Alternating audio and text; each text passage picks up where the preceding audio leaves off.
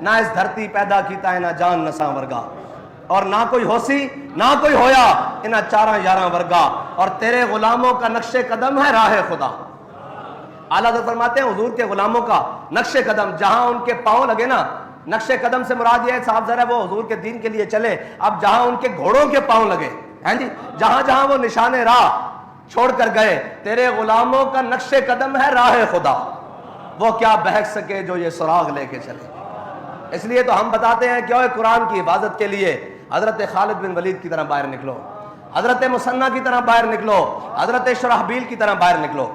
تیرے غلاموں کا نقش قدم ہے راہ خدا، وہ کیا بہک سکے جو یہ سراغ لے کے چلے۔ لیکن جن کے پاس سراغ اور جن کے پاس جناب نشان راہ صرف IMF کا دروازہ ہو، یہ قرآن پاک کے حوالے سے لکھا ہوا ہے کہ قرآن کو پڑھنے والا یا قرآن پر عمل کرنے والا وہ ہر ایک کے دروازے سے، ایک تو ہے نا حضرت فاروق اعظم کے دروازے پر آیا ایک مانگنے والا، کہنے لگا جی آج جناب مرچیں ختم ہو گئی ہیں، آج نمک ختم ہو گیا ہے، آج آٹا ختم ہو گیا ہے، آج جناب گھر کی سبزی ختم ہو گئی ہے، آج جناب گھر کا خرچہ ختم ہو گیا ہے، حضرت فاروق اعظم کے دروازے پر روزانہ آ جائے۔ حضرت فاروق اعظم نے فرمایا جا قرآن پڑھا کر، کیا تو روزانہ مانگنے، یہ تو اچھی عادت نہیں ہے نا روزانہ مانگنے والی، تو حضرت فاروق اعظم نے فرمایا کیا تو روزانہ مانگنے کے لیے آ جاتا ہے، جا کر قرآن پڑھا کر۔ وہ شخص چلا گیا، پھر بڑی مدت ہوئی، حضرت فاروق اعظم کو ایک دن سر راہ ملا، جب سر راہ ملا تو حضرت فاروق اعظم نے کہا یار تو ناراض ہو گیا ہے، تو آیا ہی نہیں کبھی مانگنے کے لیے، تو آیا ہی کبھی نہیں مانگنے کے لیے۔ اس نے کہا آپ نے مجھے کہا تھا جا کر قرآن پڑھو، قرآن نے مجھے عمر کے دروازے سے بے نیاز کر دیا ہے۔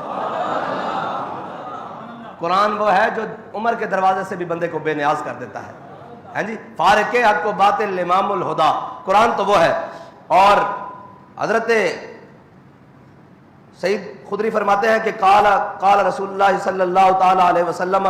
یقول الرب من شغلہ القرآن و ذکری، فرمایا کہ حضور سید عالم صلی اللہ تعالی علیہ وسلم نے فرمایا کہ رب العالمین نے فرمایا کہ جس شخص کو قرآن اور میرا ذکر اتنا مشغول کر دے کہ وہ مجھ سے مانگ بھی نہ سکے، ہیں جی، اس کا معنی یہ ہے کہ ہم نے امیر المجاہدین کو کبھی اپنی صحت کے لیے دعا کرتے ہوئے نہیں دیکھا، دین کے لیے اتنے مشغول ہو گئے، اللہ کے قرآن کو پڑھتے ہوئے اتنے مشغول ہو گئے، ختم نبوت اور ناموس رسالت کے لیے اتنی جدوجہد کی، میں نے تو اپنے ہوش میں امیر المجاہدین کو اپنی صحت کے لیے یا اپنے لیے دعا مانگتے ہوئے نہیں دیکھا۔ جب بھی دعا مانگی تو ہم نے سنا اللہم اید الاسلام والمسلمین، فرمایا یا اللہ اسلام کے ساتھ مسلمانوں کو مزید عزت عطا فرما، یا اللہ ان کو بلند عطا فرما۔ ہم نے تو یہ دعائیں اور یہ دعائیں کرتے ہوئے سنا اللہم اذل الکفر والکافرین اللہم شتت شملہم، ہم نے تو یہ دعائیں کرتے سنا۔ امیر المجاہدین کو یہ دعائیں کرتے ہوئے نہیں سنا کہ جناب یا اللہ مجھے یہ عطا فرما دے، یہ اس حدیث کا مصداق ہے نا۔ فرمایا جو شخص قرآن میں اور میرے ذکر میں اتنا مشغول ہو جائے کہ وہ مجھ سے مانگ بھی نہ سکے تو میں اس سے مانگنے والوں سے زیادہ عطا کرتا ہوں۔ میرے آقا مولا صلی اللہ تعالیٰ علیہ وسلم نے فرمایا کہ اللہ تعالیٰ فرماتا ہے تمام کلاموں پر قرآن کو ایسے فضیلت حاصل ہے جیسے مجھے رب کو اپنی مخلوق پر فضیلت حاصل ہے، مجھے رب کو اپنی مخلوق پر فضیلت ہے۔ کیا مخلوق اور کیا خالق کا، کیا خالق اور مخلوق کا کیا جناب نسبت ہو سکتی ہے، کیا برابری ہو سکتی ہے؟ فرمایا قرآن کو تمام کلاموں پر ایسے فضیلت حاصل ہے جیسے مجھ اللہ کو، مجھ رب کو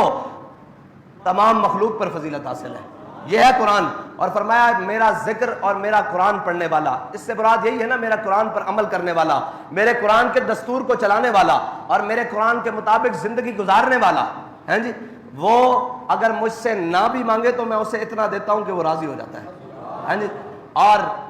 اور جو غیروں کے در پر قرآن کو چھوڑ کر جائے، اس کے اصول کو چھوڑ کر جائے، اس کے جناب قوانین کو چھوڑ کر جو غیروں کے در پر جائے وہ رج سکتا ہے، وہ تو کبھی انتظار میں رہے گا کہ 2 ارب ڈالر سعودیہ نے دیے ہیں، اب جناب یہ ختم ہوں گے تو اگلے کس سے مانگوں گا؟ جو کچھ مانگنا ہے اکبر خدا سے مانگ، یہ وہ در ہے جہاں ذلت نہیں سوال کے بعد۔ اور اس کا مطلب خدا کا در حضور کا در ہی ہے نا، جو وہاں سے ہو یہیں آ کے ہو، جو یہاں نہیں تو وہاں نہیں، بخدا خدا کا یہی ہے در، ہاں جی، بخدا خدا کا یہی ہے در، نہیں اور کوئی مفر مکر، جو وہاں سے ہو یہیں آ کے ہو، جو یہاں نہیں ہاں وہاں نہیں۔ یہ اس کا مطلب یہی ہے کہ حضور کے در پر آنا پڑے گا نا، اور قرآن پڑھنا پڑے گا اور قرآن پر عمل کرنا پڑے گا۔ اور قرآن وہ ہے وہ معزز سے زمانے میں مسلمان ہو کر، قرآن وہ ہے جیسے صحابہ نے پڑھا اور پھر رومی جاسوسوں نے دیکھا, انہوں نے کہا یار یہ کون سی مخلوق آ گئی ہے, یہ کون لوگ آ گئے ہیں جو نہ دن دیکھتے ہیں نہ رات دیکھتے ہیں, نہ جناب سمندر دیکھتے ہیں نہ دریا دیکھتے ہیں, نہ جناب صبح دیکھتے ہیں نہ شام دیکھتے ہیں, یہ جدھر آتے ہیں جناب گھما کے رکھ دیتے ہیں, جناب لشکروں کے لشکر اڑا کے رکھ دیتے ہیں, اور جناب یہ وہ لوگ ہیں جن کے اٹھے ہوئے قدم کبھی دفاع کے لیے بھی واپس نہیں جاتے, یہ کون سی مخلوق آ گئی ہے. انہوں نے کہا بھئی اپنے جاسوس بھیجو اور دیکھو کہ یہ کیا کرتے ہیں, یہ کون سی ایکسرسائز کرتے ہیں, یہ کون سی خوراکیں کھاتے ہیں, یہ کون سی ٹریننگ لیتے ہیں, یہ جناب کون سی مشترکہ فوجی مشقیں کرتے ہیں جن کی وجہ سے جناب ان کو شکست ہی نہیں دی جا رہی. تو رومی جاسوس آیا اور وہ کچھ دن صحابہ کے لشکر میں بیس بدل کے رہا, اور بیس بدل کر جب رہا تو واپس گیا نا,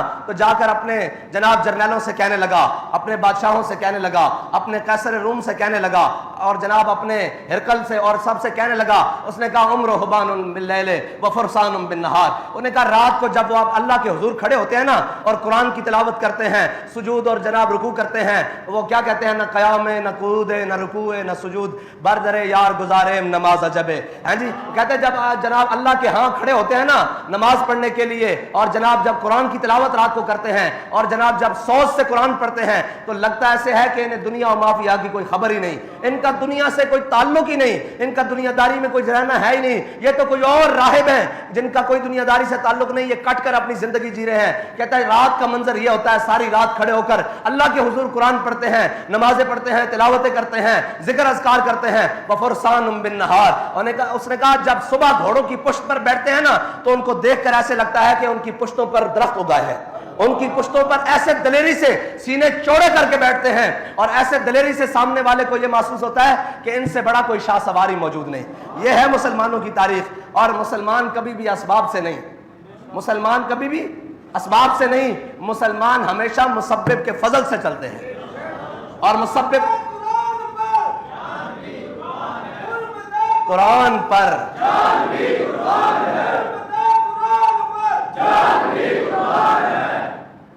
یہ جن کے قریب بھی کبھی قرآن نہ بھٹکا ہو, اور جنہوں نے قرآن, میں نے پہلے بھی کہا تھا, جنہوں نے قرآن صرف سورہ یاسین اس لیے رکھے ہو کہ جناب بابا جی کی یا مائی صاحبہ کی روح جلدی نکل جائے گی, اور سورہ رحمان اس لیے رکھی ہو کہ صبح کاروبار میں برکت ہوگی. قرآن اس لیے تو ضرور ہے, برکتیں حاصل کرنے کے لیے تو ضرور ہے, لیکن قرآن الف لام میم سے لے کر والناس تک ہے.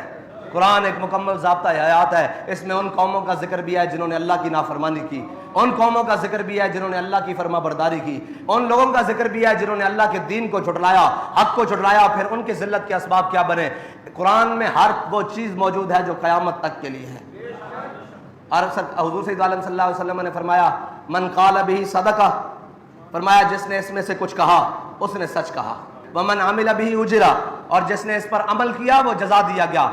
ہاں جی. اور ومن دعا الیہ ہدی الی صراط مستقیم, اور میرے آقا مولا صلی اللہ علیہ وسلم نے فرمایا جس نے اس میں سے, یعنی اس کو پڑھ کر, اس کو جان کر, جس نے اس کی طرف بھلائی کی دعوت دی, اس نے ہمیشہ سچے رستے کی طرف دعوت دی. اللہ تعالیٰ مجھے اور آپ کو, ہماری نسلوں کو قرآن کا عامل بنائے, قرآن کا محافظ بنائے, قرآن کا حافظ بنائے.